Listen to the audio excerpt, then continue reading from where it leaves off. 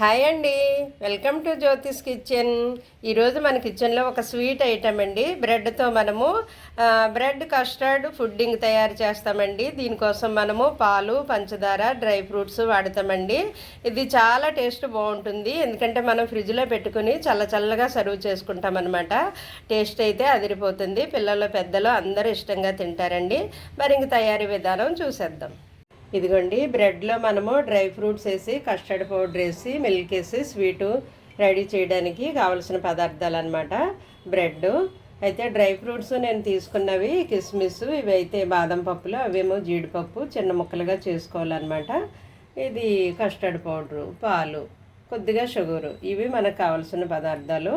నేను ఆల్రెడీ ఇవి dry fruits చిన్న ముక్కలు చేసుకున్నాను కాబట్టి బ్రెడ్ మనము ఈ సైడ్స్ తీసేసి చిన్న ముక్కలుగా కట్ చేసుకుందాం. ఇప్పుడు ఇదిగోండి, బ్రెడ్ ఇలాగా సైడ్స్ తీసేయాలి మనం. ఇవి బాగోవు అనమాట, కొంచెం గట్టిగా ఉంటాయి కదా, అందువల్ల ఇవి తీసేస్తే మన స్వీటు యమ్మీగా ఉంటుంది, బాగుంటుంది. మనం చేసేది ఏదైనా కొంచెం పర్ఫెక్ట్గా చేస్తే టేస్ట్లో ఎటువంటి తేడా రాకుండా ఆ రుచిని మనము ఆస్వాదిస్తామన్నమాట. ఈ విధంగా ఈ సైడ్స్ అన్నీ తీసేయండి. ఓకే, తీసేసిన తర్వాత దీన్ని మధ్యలోకి ఇలా కట్ చేద్దాం. ఆ తర్వాత మరలా ఇటు ఈ విధంగా బ్రెడ్ స్లైసులన్నీ కట్ చేసి పెట్టుకుందాం. ఇదిగోండి, ఈ విధంగా బ్రెడ్ స్లైసులన్నీ మనం కట్ చేసి పెట్టుకోవాలి. అయితే ఇప్పుడు మనము స్వీట్ తయారు చేసే ముందు పాలు వేడి చేయాలండి. పాలు వేడి చేసే ముందు కస్టర్డ్ పౌడర్లో మనం కొద్దిగా చల్లటి పాలతో కలిపేసుకుందాము. కస్టర్డ్ పౌడరు, మిగిలిన పాలు వేడి చేసుకోవచ్చు అనమాట. వేడి పాలల్లో ఇది వండ చుట్టుకుపోతుంది కస్టర్డ్ పౌడరు, అందుకు చల్లటి పాలల్లో కలపండి. 2½ స్పూన్ వేసాను నేను కస్టర్డ్ పౌడరు. ఇది మనకి మార్కెట్లో దొరుకుతుంది కస్టర్డ్ పౌడరు. వెనిలా ఫ్లేవర్ ఉంటుంది అనమాట దీనికి. ఓకే, ఇప్పుడు మనం పాలు చల్లగా ఉన్న పాలే, అంటే వేడిది వండ చుట్టుకుపోయేది కలవదు, సరిగా వండలాగా అయిపోతుంది. అందువల్ల చల్లటి పాలలో మనం దీన్ని ఇలా కలిపేసుకుంటే త్వరగా మెల్ట్ అయిపోతుంది అనమాట.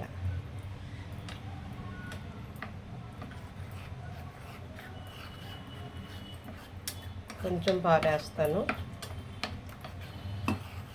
ఈ విధంగా మనం కలిపేసి దీన్ని పక్కన పెట్టేసుకుందాము.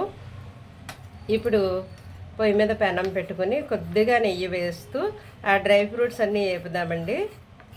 కొంచెం నెయ్యి వేసి డ్రై ఫ్రూట్స్ వేపాలి. అలాగే బ్రెడ్ ముక్కలు కూడా మనం నెయ్యిలో లైట్గా కాలుస్తే కొంచెం ఆ కమ్మదనం వస్తుంది అనమాట. ఓకే, ఇది కలిసిపోయింది. ఇప్పుడు మనము పొయ్యి ఆన్ చేసి పెనం పెట్టుకుందాం.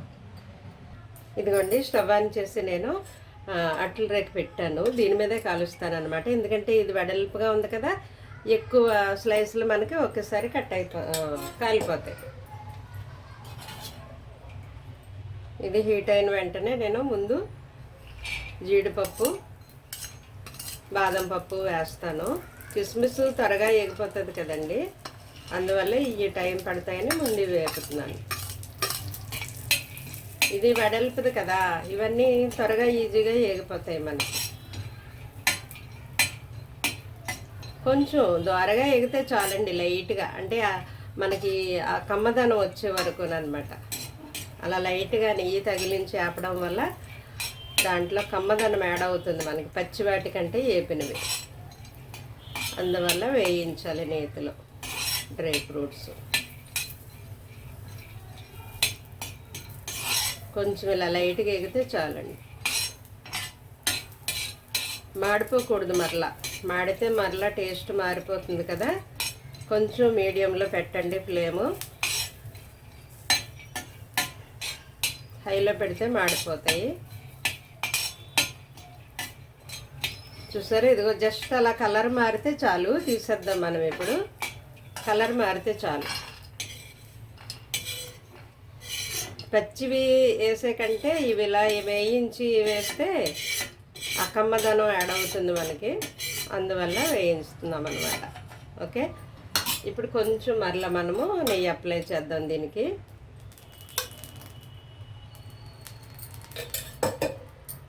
రుచిగా కావాలి, హెల్దీగా కూడా చేసుకోవాలి. ఓన్లీ రుచికే మనము ఇంపార్టెన్స్ ఇవ్వకూడదు, రెండు బ్యాలెన్స్ చేసుకోవాలి, టేస్ట్ అండ్ హెల్త్. ఇవి కూడా జస్ట్ లైట్గా కాలితే చాలండి, మరీ రోస్ట్ అయిపోవక్కర్లేదు. సరేనా? కొంచెం రోస్ట్ అయితే మళ్ళీ దాన్ని మనం టర్న్ చేద్దాం, తిరగేద్దామండి వీటిని. మాడిపోకూడదు, జస్ట్ కలర్ మారితే సరిపోతుంది అన్నమాట, అంతే.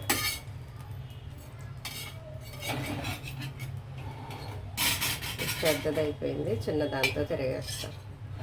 పని త్వరగా అవ్వాలి కదండి, నాకు త్వరగా అవ్వాలి, నేను కూడా మీకు త్వరగా చేసుకునేలాగా చెప్పాలి. అందుకని నేను పక్కనే వేరే పొయ్యి మీద పాలు కూడా వేడి చేసుకుంటున్నాను. అదిగో మీకు పొయ్యి అంటించినట్టు కనిపించిందా? చూపిస్తున్నాను. అదిగో పక్కనే పాలు కూడా నేను వేడి చేసుకుంటున్నాను. ఈ స్వీట్లోకి మనకి పాలు అవసరం కాబట్టి పక్క పొయ్యి మీద పాలు వేడి చేసేస్తున్నాను. మనకి త్వరగా పని అవుతుంది కదా, రెండు పొయ్యిల మీద రెండు పెట్టేసుకుంటే. నేను మీతో మాట్లాడే లోపల ఈ స్లైస్ మాడిపోయింది నాకు, చూసారా? అది పనికిరాదు, పక్కకి పెట్టేయాలి మాడిపోతే. అంటే ఆ పొయ్యి చూపిస్తున్నాను కదా, ఈ లోపల ఇది మాడిపోయింది. ఇవి కాలిపోయాయి, వీటిని మనం తీసేసి మిగతా స్లైసులు కూడా ఈ విధంగా కాల్చుకుందాం. మాడిపోయినవి వేసుకోవద్దు, పక్కకి పెట్టేయండి, పడేసేయండి. బై మిస్టేక్ ఎవరికైనా జరుగుతూ ఉంటుంది కదా, కానీ మాడి తినడం మనకి హెల్త్కి మంచిది కాదు, టేస్ట్ కూడా బాగోదు. ఎప్పుడు కూడా ఏదైనా మాడిపోతే పడేయండి, తినొద్దు, వేస్ట్ అయిపోతుందని తినకూడదు. ఆ మాడులు మనకి మంచిది కాదు, మాడు తినడం కొంతమంది ఇష్టపడతారు. ఉప్మాలో మాడు, బిర్యానీలో మాడు తినడానికి కొంతమంది ఇష్టపడతారు, కానీ మంచిది కాదటండి మాడు తినడం. క్యాన్సర్ వస్తుందట. ఎందుకు కోరి నీరసాలు తెచ్చుకోవడం? జొన్నపొత్తులు కూడా బయట కాల్చి అమ్ముతారు కదా, ఆ బూడిద అంటుకుపోతూ ఉంటుంది, ఆ బూడిద మనం తినకూడదట, దానివల్ల హెల్త్ డ్యామేజ్ అవుతుంది అన్నమాట. కాబట్టి బాయిల్ చేసినవి అయితే మనం కొనుక్కోవచ్చు బయట, కానీ ఆ బొగ్గుల మీద కాలిస్తే ఆ బొగ్గుల బూడిదంతా వాటికి అంటుకుంటుంది. వాళ్ళేమో ఇచ్చేస్తారు మనకు, అలాగే మనం అలాగే తినేస్తాము. కానీ ఈసారి బయటికి వెళ్ళినప్పుడు బాయిల్ చేసినవి తినండి, అలా బూడిద అంటుకునేవి తినకూడదు. కొంతలో కొంత అంటే బయట తినడం ఇష్టమవుతుంది, కానీ దాన్ని మనము బెటర్గా చూస్ చేసుకోవాలన్నమాట. ఇవి కూడా కాలిపోయాయి కదా, తీసేసి జస్ట్ ఇలా లైట్గా ఎగితే చాలు. అంటే ఆ కమ్మదనం ఏడవడానికే తప్ప ఇదేమి క్రిస్పీగా ఉండదు, ఎందుకంటే మరలా మనం వీటి మీద పాలు వేస్తాం కదా, మెత్తగా అయిపోతాయి. సో క్రిస్పీగా అవ్వడం వల్ల ఏమీ యూజ్ ఉండదు, కాకపోతే కొంచెం కమ్మగా ఉంటుందని వేయిస్తున్నాం అంతే. ఆ నెయ్యి తగులుతుంది కదా దీనికి, అందువల్ల కొద్దిగా ఎక్కువ వేయొద్దు నెయ్యి కూడా, జస్ట్ ఇలాగే ఈ విధంగా అన్నీ కాల్ చేసుకున్న తర్వాత ఈ లోపల పాలు వేడెక్కుతున్నాయి. ఇదిగోండి నేను బ్రెడ్ స్లైస్లు తీసేసాను పక్కకి, అవి కాలిపోయాయి, పాలు వేడెక్కుతున్నాయి. ఇటు పొయ్యి మీద మసాలా మార్చుకున్నాను నేను.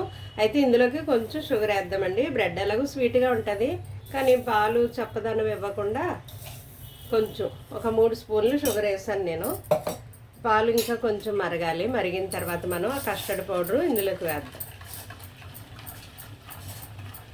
ఈ లోపల ఇందులో కొంచెం ఇలాచీ పొడి వేద్దామండి.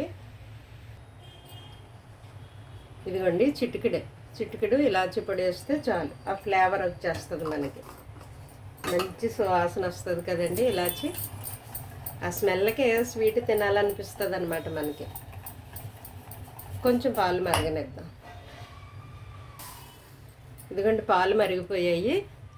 అయితే ఇప్పుడు మనం కస్టర్డ్ పౌడరు ఒకసారి మరలా ఇలా కలపాలి వేసే ముందు, ఎందుకంటే అడుగున పిండిలాగా ఉండిపోతుంది అనమాట. ఈ కస్టర్డ్ పౌడర్ అడుగున ఉండిపోతుంది. ఇలా కలపండి. కలిపిన తర్వాత మనం ఇది ఇలా కలుపుతూ వేయాలన్నమాట. ఇలా కలుపుతూ సిమ్లో పెట్టేయండి. ఎలాగో మరిగిపోయాయి కాబట్టి ఇది గడ్డకట్టేస్తుంది అనమాట. సిమ్లో పెట్టేయండి. దీంట్లో అడుగు నుండిపోయిందని. ఓకే, సిమ్లో పెట్టి 1 మినిట్ ఇలా తిప్పితే సరిపోతుంది. అది చిక్కగా అవుతుంది అనమాట.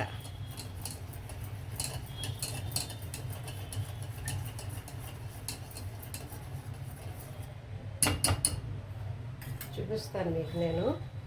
చూడండి, ఇది చిక్కగా అయిపోతుంది. సో ఇప్పుడు మనం స్టవ్ ఆపేయాలి. స్టవ్ ఆపేసి ఇవి చల్లారనిద్దామండి పాలు. ఇదిగోండి, ఏ బౌల్లో అయితే మనం వేయాలనుకుంటున్నామో ఆ బౌల్లో బ్రెడ్ ముక్కలు ఇలా పేర్చి చేయాలన్నమాట.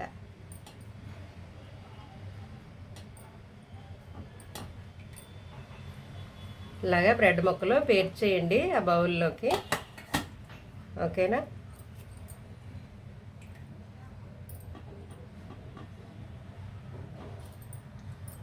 నేను ఇంకో బౌల్లో కూడా పెట్టుకుంటున్నాను.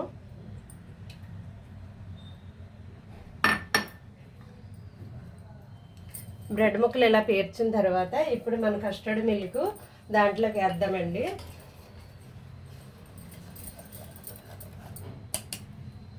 ఆ బ్రెడ్ ముక్కలు ములిగే వరకు అలా పైన వేద్దాం అన్నమాట.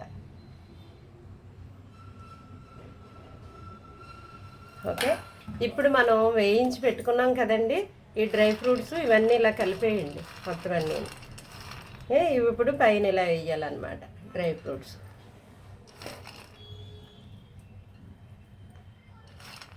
కొద్దిగా ఇలా వేసిన తర్వాత మరలా మనము బ్రెడ్ స్లైసెస్ ఇలా పెట్టేసుకుందాం.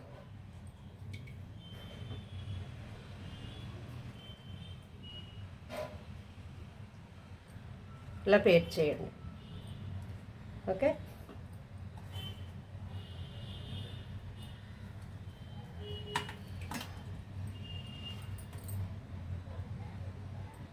ఇలా పేస్ట్ చేసిన తర్వాత మరలా వేద్దాం ఇది ఇంకో లేయర్ లాగా.